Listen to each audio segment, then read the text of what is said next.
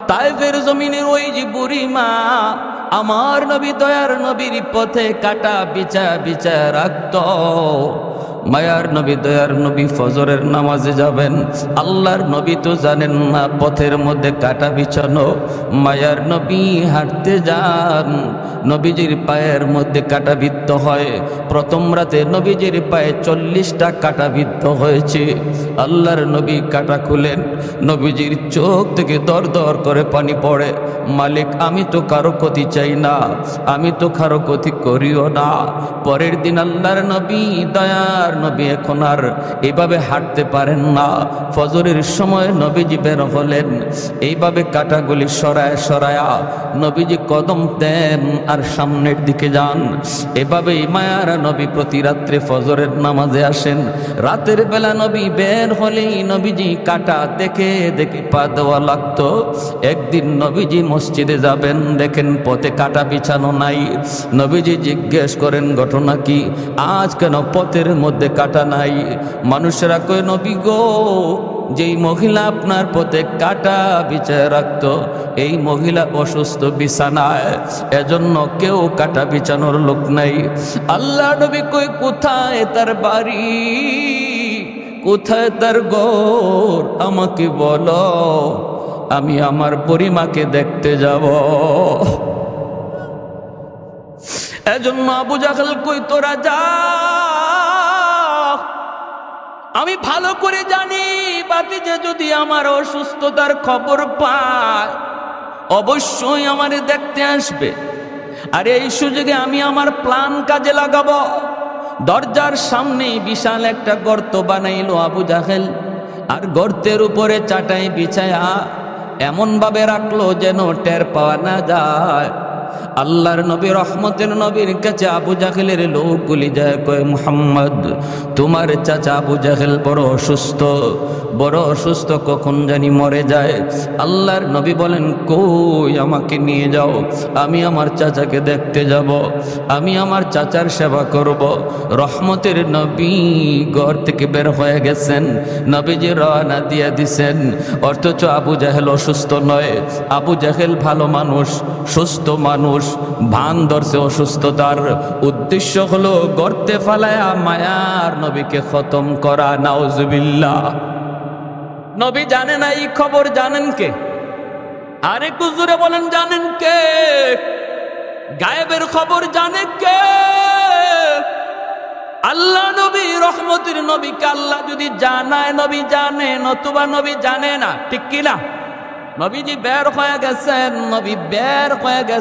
নবী জানেন না, কারণ আল্লাহ জানাই নাই। এজন্য নবী বের হয়েছেন আবু জাহেলের সেবা করার জন্য। সামনের দিকে আগাইতেছেন। আল্লাহ পাক রব্বুল আলামিন জিব্রাইল আমিনকে কই, জিব্রাইল, তাড়াতাড়ি করে আমার বন্ধুর কাছে যাও। আমার বন্ধু তো উদার দিলের মানুষ, কখনো দুশ্মনের দুশ্মনী মনে রাখে না। আমার বন্ধু তো উদার দিলের মানুষ, কারণ আমার বন্ধুকে তো আমি রহমত বানায় পাঠাইছি। দুশ্মনের দুশ্মনী আমার বন্ধু ইয়াদ রাখে না। আর কিছুক্ষণ গেলেই তো আমার বন্ধু গর্তে পড়ে যাবে। আবু জাহেল গর্তে ফালায় আমার বন্ধুরে খতম করতে চায়। জিব্রাইল, তাড়াতাড়ি করে যাও, কারণ আমি আল্লাহ বদর যুদ্ধের পরে বন্ধুর বডিগার্ড সব বিদায় দিয়া আমি আল্লাহ নিজে তার পাহারাদার হয়ে গেছি। নবীজির পাহারাদার কে? আর একটু জোরে বলেন, কে? আল্লাহু ইয়াসিমুকা মিনান নাস। আল্লাহ বলেন, বন্ধু, কোনো পাহারাদার লাগবে না, আজ থেকে আমি আল্লাহ পাহারাদার। সুবহানাল্লাহ। আজ থেকে আমি আল্লাহ তোমার পাহারাদার। মায়ার নবী দয়ার নবী রহমতের নবী হাঁটতেছেন, অল্প কয়েকটা কদম দিলেই নবীজি গর্তে পড়ে যাবেন। হঠাৎ করে জিব্রাইল আমিন হাজির। আবু জাহেলের বন্ধুগুলি এরা দেখে না, নবী তো দেখেছেন। নবীর কানে কানে এসে জিব্রাইল কয়, নবী গো, আর সামনে কদম দিয়েন না। আল্লাহু আকবার। যেখানে আছেন থেমে যান, থেমে যান। আবু জাহেল অসুস্থ নয় গো নবী, আল্লাহ নবী বলতেছেন, কও কি জিব্রাইল? বলে হ। আবু জাহেল অসুস্থ নয় গো নবী, আপনার খতম করার জন্য গর্ত বানায় রাখছি, আর কয়েকটা কদম দিলে আপনি গর্তে পড়ে যাবেন।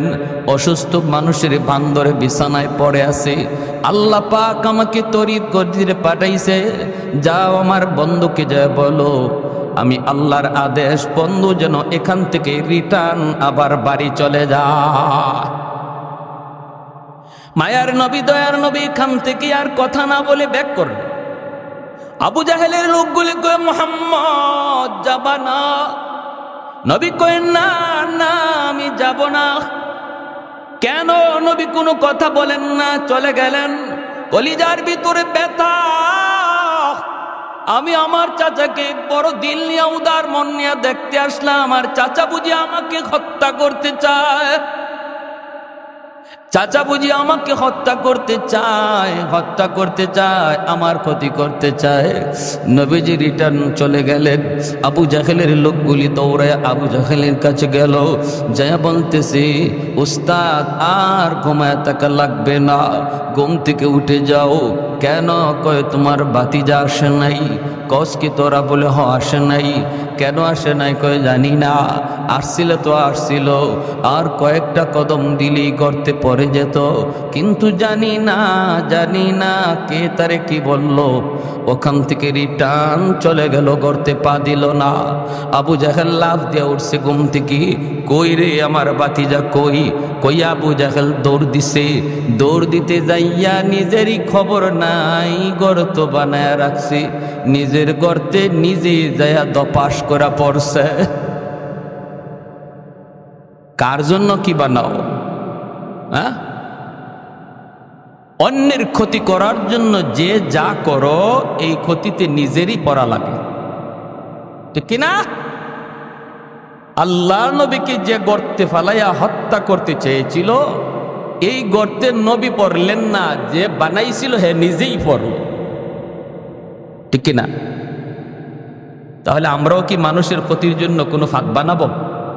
মনে রাখবেন, ভালো করে ইয়াদ রাখবেন, চিরন্তন সত্য, যে যার জন্য ফাঁদ বানাইবা, এটা তার জন্য না, নিজের জন্যই বানাও, এটা নিজের জন্যই বানাও। আল্লাহ নবী তার হাদিস শরীফে বলেন, যে মানুষটা মানুষের মন্দ গায়, মানুষের দুশ্চর্চা করে, আল্লাহ তারে এই দোষী না বানাইয়া তারে মরণই দিবে না। তুমি যার দুশ্চর্চা করো, এই দোষে তোমারে দোষী না বানাইয়া আল্লাহ তোমার মৌত দিবে না। কত বড় কঠিন কথা! অতএব সাবধান, মানুষের দুশ্চর্চা, মানুষের ক্ষতি করার চিন্তা জেহেন থেকে, ব্রেন থেকে সরাও, কারণ এই ক্ষতিটা নিজের কপালেই থাকে, দুদিন পর আর আগে এটা আমার জন্যই ধার্য থাকবে। আল্লাহ নবী তো চলে গেলেন, আবু জাহেল দৌড় দিল ভাতিজা কইয়া, নিজেরই হুঁশ নাই, গর্তে পড়ে গেল। গর্তে পড়া মাত্রই আল্লাহ পাক গর্তকে নির্দেশ করে, এরে গর্ত, একটু ভালো করে বলো, তোমার খালিক আর মালিককে? গর্ত কয়, মালিক তুমি তো খালিক। জাননি তোমার পেটে কে পড়ছে? আমার দুশ্মন, আমার বন্ধুর দুশ্মন। তুমি যতটুকু গভীর ছিলা, দুশ্মন লয়া আরো গভীর হয়ে যাও। হুকুম মানবে কার? কার হুকুম মানবে? আল্লাহর হুকুম। মুসা নবী পার হয়ে গেলেন ঠিকই, ফেরাউন দলবল লইয়া নদীর মাঝখানে গেল।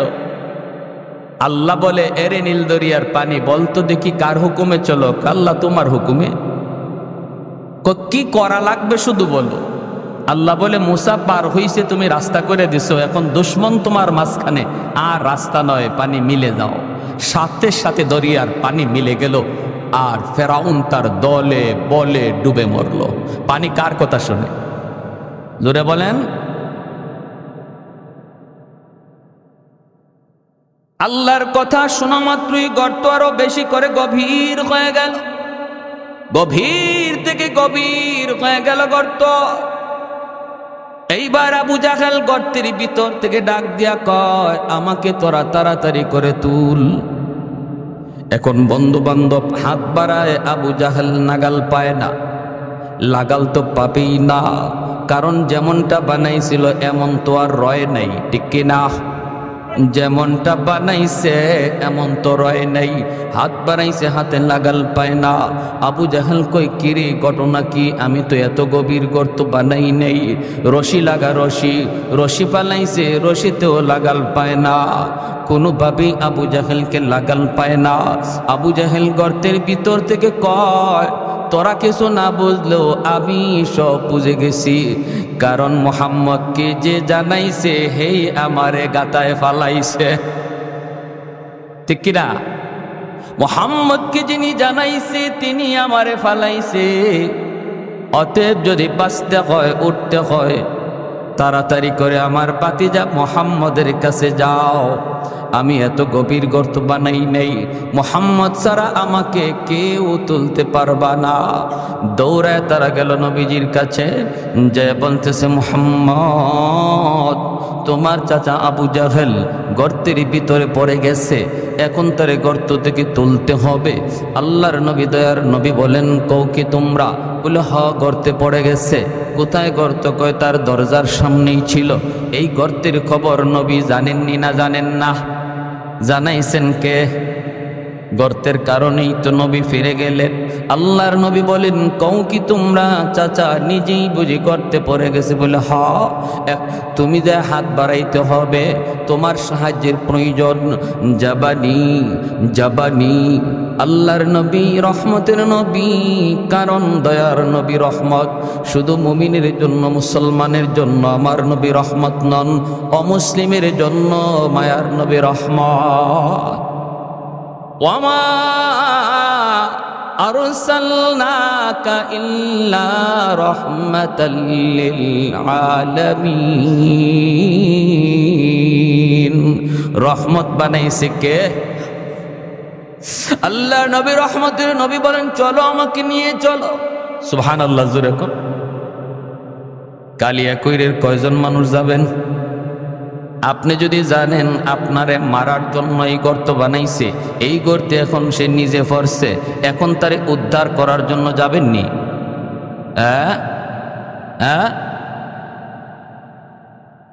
আরো কি কইমু? কামের কাম হইছে, ওর কাম এটার যোগ্য ছিল, ও কবরে গেছে, ভালো হইছে, এখন উপর থেকে মাটি দিয়া লাও, ঠিক না? ও কবরে গেছে, ভালো হইছে, ওর এখানেই যাওয়া দরকার, এখন উপর থেকে মাটি দিয়া লাও, তেতো কাম সারে। আমরা হইলে এই কথা বলতাম। আহা, ওয়া ইন্নাকা লাআলা খুলুকিন আযীম। আল্লাহু আকবার।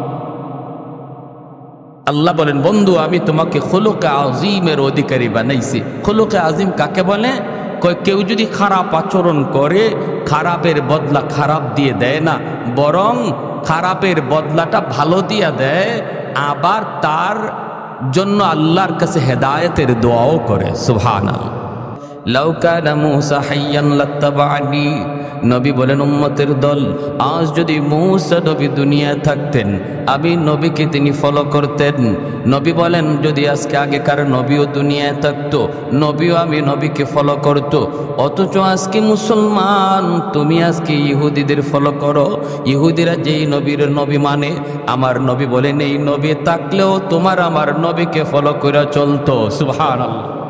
তুমি আজকে খ্রিস্টানদেরকে ফলো করে যুবক, কলিজায় ব্যথা, কোথায় রাখি যন্ত্রণা, কোথায় রাখি দুঃখ। আজকে খ্রিস্টানদেরকে তুমি ফলো করো, খ্রিস্টানরা যারে নবী কয় ঈসা নবী।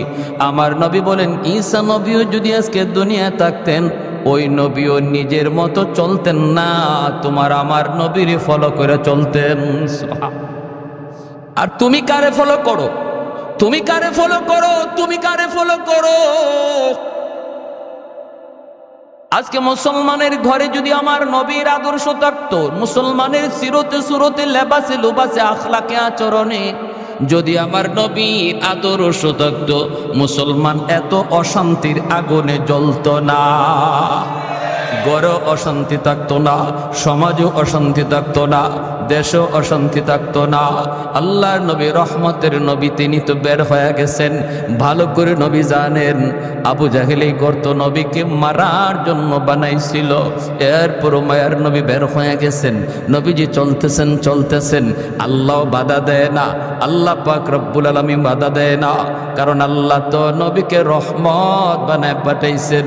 নবীজি গর্তের কিনারে আইসা আবু জাহেলকে ডাক দিলেন, চাচা খবর কি?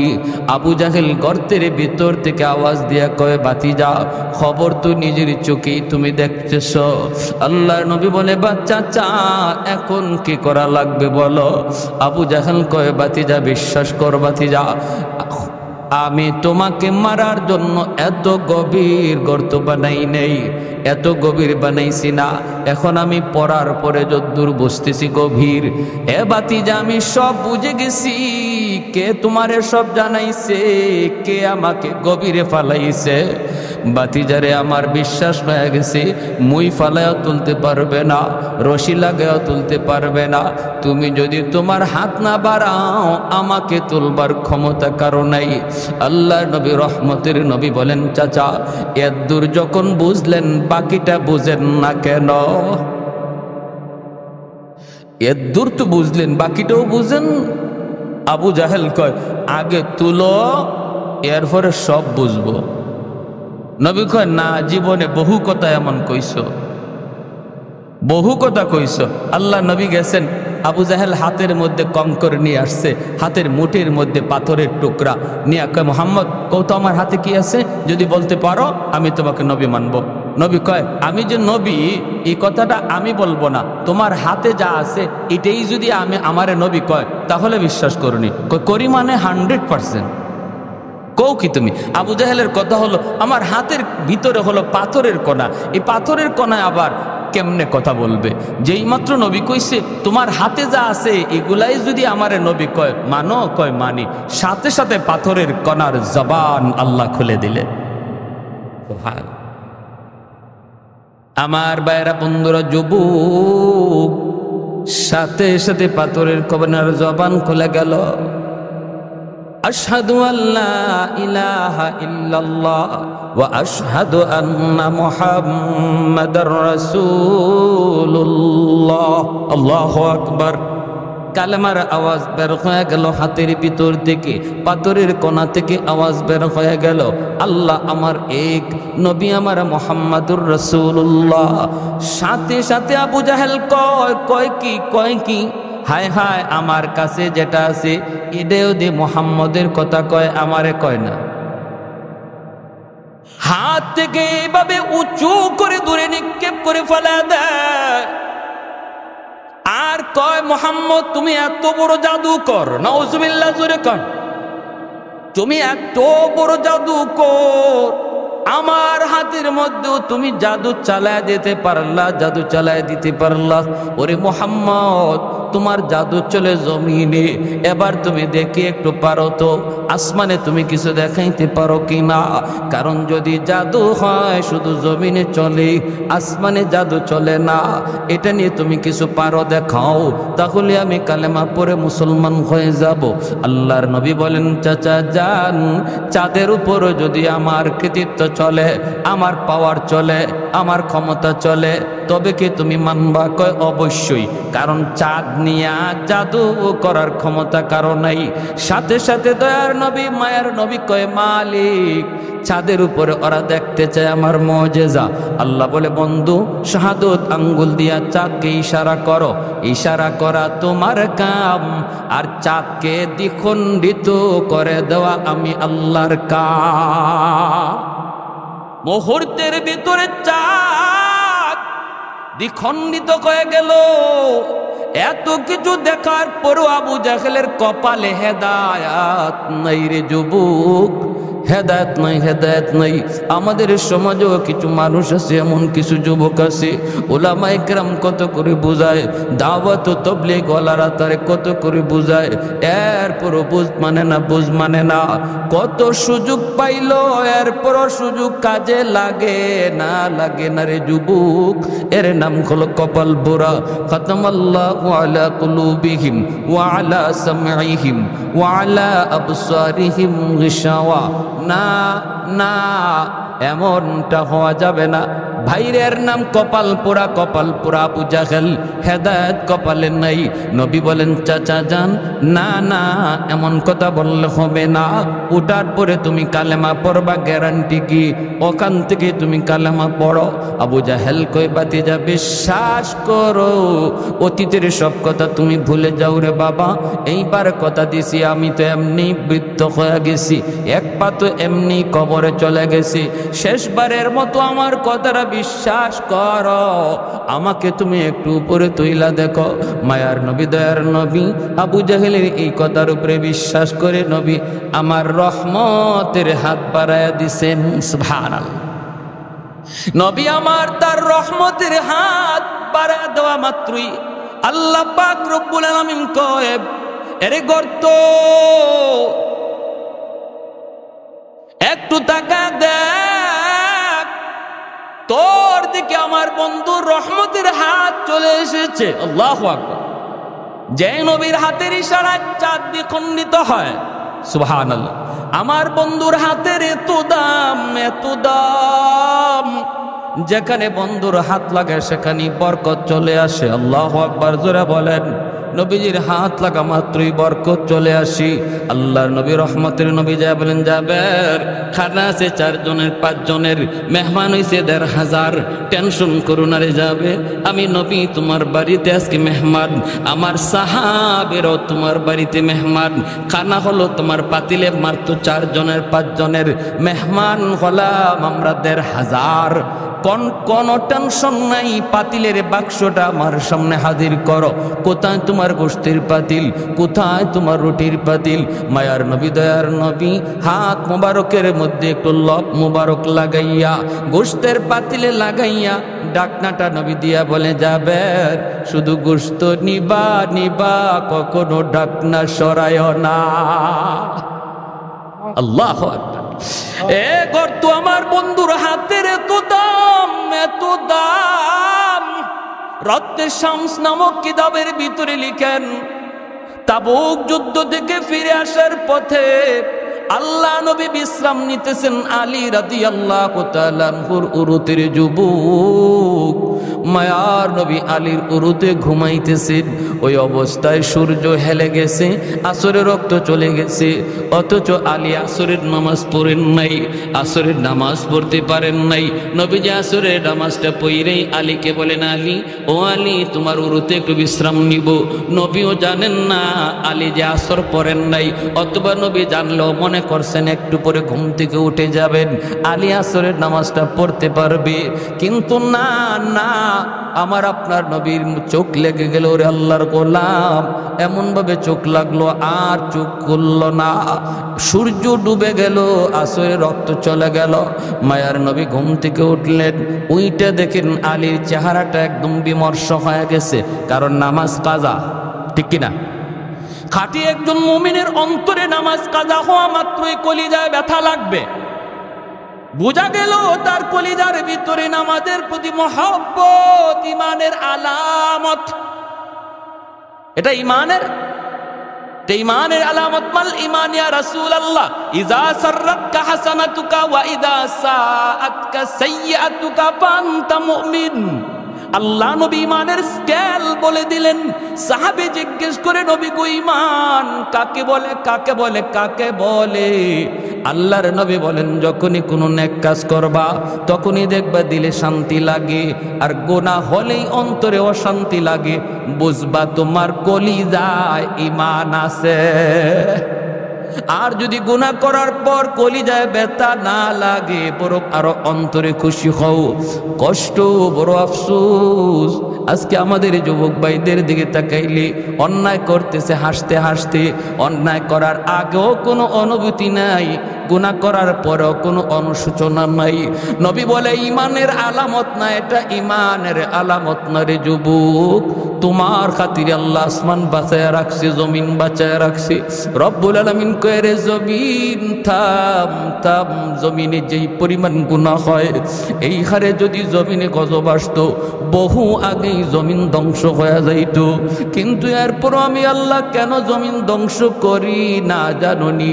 ওয়াশাবাবু খুশা, জমিনে এমন কিছু যুবক আছে যেই যুবকের কলিজায় আমি আল্লাহর ভালোবাসা, যেই যুবকের কলিজায় আমি আল্লাহর ভয়, যেই যুবক যৌবনে আমি আল্লাহকে ভয় করে চলে, অন্যায় কাজে যায় না, মদ গান্ধার দিকে যায় না, বাপ মার সাথে বেয়াদবি করে না, মুরব্বীদের সাথে খারাপ আচরণ করে না, গান বাজনার আয়োজন করে না, না না, ওই যুবককে মসজিদে পাওয়া যায়, উলামায়ে কেরামের সাথে চলতে দেখা যায়।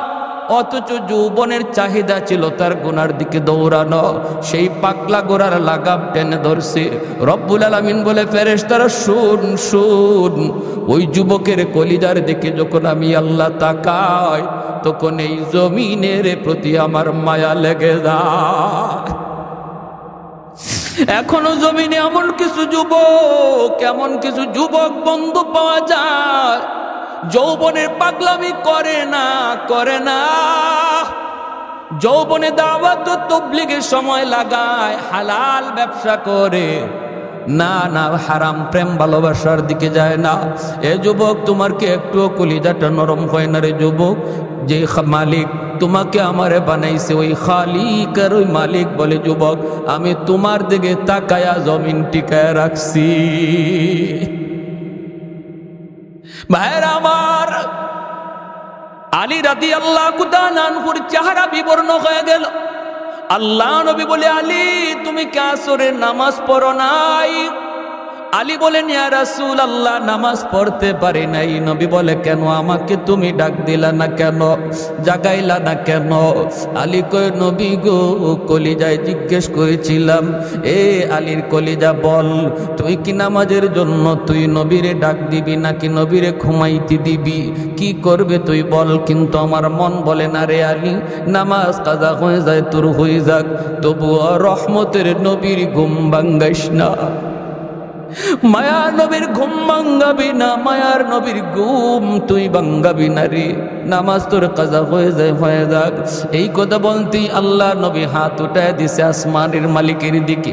ওগো মালিক, আমার আলী আজকে আসরের নামাজ পড়তে পারে নাই, নিজের কারণে নয়, আমি নবীর কারণে, তোমার বন্ধুর কারণে। ও মালিক, আমি হাত উঁচায় রাখলাম, এই হাত জমিনে আর নামাবো না গো। ডুবন্ত সূর্য আবার তুমি আকাশে উঠায় দাও, যেন আলী আসরের নামাজ ঠিক টাইমে পড়তে পারে। রদ্দুশ শামস নামক কিতাবের ভিতরে লিখেন, নবীর হাত এখনো নামান নাই। ওই হাত উপরে থাকতে থাকতে মালিক সূর্যকে ডাক দেয়, সূর্য আমার বন্ধুর ওই হাত এখন উপরে, যে হাতের উসিলায় আমি তোরে বানাইছি, আমার বন্ধুর আবদার উঠে যা। সাথে সাথে সূর্য আকাশে উঠে আসলো, সূর্য আবার আকাশে উঠে আসলো, ডুবে যাওয়া সূর্য নবীর হাতের উসিলায় আবার উঠে গেল। আল্লাহু আকবার। আলী ঠিক টাইমে নামাজ পড়লেন। ওই নবী যখন হাত বাড়ায় গর্তের দিকে, আল্লাহ কয়ে রে গর্ত, আমার বন্ধুর হাত চলে এসেছে, এখন আর রশি নয়, মুই নয়, অন্য কোনো মানুষের হাতও নয়, আমার বন্ধুর হাত তোর ভিতরে চলে এসেছে, আর দেরি করবি না। আবু জাহেলকে উপরে উঠায় দে, লিফটের মতো মাটি আবু জাহেলকে উপরে উঠায় দিছে, আর আমার আপনার নবীর হাত ধরেছে, নবীজি টান দিয়া তার উপরে উঠায় নিছে। कौनैन मुख्तार खुदा तुमको बनाया, कौनैन मुख्तार खुदा तुमको बनाया, उम्मत का निगाहबान खुदा तुमको बनाया, उम्मत का निगाहबान खुदा तुमको बनाया। मौला मेरा आका मेरा रहमत के नबी है, तजदार मदीना है तो माहे अरबी है, तजदार मदीना है तो माहे अरबी है। अशजार ने देते हैं नबूवत के शहादत, तस्कीक कमर में है तो अंगुल की इशारात, तस्कीक कमर में है तो अंगुल की इशारा। अल्लाह আকবার জোরে বলে। নবী কয় চাচা এবার কালেমাটা পড়ালেন, গর্তের ভিতর থেকে ওয়াদা দিছিল উঠলি কালেমা পড়ব, ঠিক না? নবী কয় চাচা তুলসী তো, এবার কালেমাটা পড়েন। মায়ার নবী কত চেষ্টা করছেন প্রিয় মানুষগুলাকে, রক্তের মানুষগুলিকে হেদায়েতের পথে আনার জন্য, কত আপ্রাণ চেষ্টাই না মায়ার নবী করছেন। তারপর নবী বলেন চাচা গো, ও চাচা আমি তো আপনার কথা মানছি, এবার একটু আমার কথাটা মানেন। আবু জাহল কয় বাতিজা রে, তুমি যে অত বড় জাদুকর আগে জানি না। কপালে কি নাই? কি নাই? ইন্নাকা লা তাহদি মান আহবাবতা ওয়ালাকিন্নাল্লাহ ইয়াহদি মান ইয়াশা। আল্লাহকে বন্ধু হেদায়েত এটা কোনো মানুষের হাতে আমি রাখছি না, এটা শুধু আমার হাতে। তোমার কাম দাওয়াত দেওয়া, কে নিব আর কে নিব না এটা জানি আমি আল্লাহ। উলামায়ে কেরামের কাম হলো ওয়াজ শোনানো, উলামায়ে কেরামের কাজ হলো হক বাতিলের পরিচয় জানানো, উলামায়ে কেরামের কাজ হলো আলো অন্ধকারের পরিচয় শোনায়া দেওয়া, জানায়া দেওয়া। মানবে কে আর মানবে না কে এটা কার হাতে? আমাদের দায়িত্ব লাস্তা আলাইহিম বিমুসাইতির, দারোগা নয়, পিটানো আমাদের দায়িত্ব নয়, জোর করো আমাদের দায়িত্ব নয়। আমাদের দায়িত্ব শুধু শোনায় দেওয়া, ভালো অন্ধকার পরিচয় শোনায় দেওয়া, যে দায়িত্ব মায়ার নবীর ছিল। উলামায়ে কেরাম সেই দায়িত্ব নিয়ে মাঠে ময়দানে কাজ করে, কিন্তু কারা আসবে আর কারা আসবে না সেটা কার হাতে? এজন্য এত সুন্দর আখলাক ওয়ালা নবী, যেন সেই যে নবীর আদর্শ আমার জীবনের প্রতিটা সেক্টরে, প্রতিটা সেক্টরে। আমি প্রতিনিধি, জনপ্রতিনিধি, দায়িত্বশীল। মায়ার নবী মদিনার রাষ্ট্রনায়ক, নজির আসেনি না নাই? আদর্শের নজির আসেনি না নাই? ফাতেমা মায়ার নবীর কুরাইশ বংশের মহিলা চুরির দায়ে ধরা পড়ল, আল্লাহর নবীর বংশের মহিলা চুরির দায়ে ধরা পড়ল। এইবার চুরির অপরাধ কি হাত কেটে দেওয়া? কিন্তু এই মহিলার হাত কাটলে কুরাইশ বংশের ইজ্জত যায়, নবীর বংশের ইজ্জত যায়। সাহাবায়ে কেরাম মায়ার নবীর কানে এই কথাটা কে শোনাবে? নবী গো, এই মহিলাটার বংশ আপনার, অতএব হাত কাটতেন না, বিচারটা একটু হালকা করা যায় কিনা, এই কথাটা নবীর কানে কে শোনাবে? সবাই মনে করতেছে শোনানো দরকার, কিন্তু শোনাবে কে? কেউ এই দায়িত্ব নেয় না। আবু বকর সিদ্দিককে বলা হয়, সিদ্দিক আপনি যান, আপনি নবীর হিজরতের সাথী। সিদ্দিক আকবর বলে আমাকে সব করতে বলো, এটা পারবো না, কারণ এটা পারবো না। হযরত ওমরকে বলে ওমর যাও, ওমর বলে আমি সব পারবো, এটা পারবো না। উসমান বলে আমি পারবো না, আলী বলে আমি পারবো না, কেউ বলে আমি পারবো না। শেষ পর্যন্ত সাহাবীরা সিদ্ধান্ত নেয়, একটা ছোট বাচ্চা নিপাও দেখো, যে বাচ্চাটারে মায়ার নবী মায়া করে, অনেক আদর করে, আর তারে আমরা মুখস্থ করাইয়া কথাটা পাঠাই। আর যদি নবী তার উপরে রাগ করে, আমরা তখন সালিশ হয়ে গিয়ে বলবো ইয়া রাসূলুল্লাহ, ছোট মানুষ বুঝে না, মাফ করে দেন, শিখাইয়ে দিব আমরা, বিচারও করবো আমরা।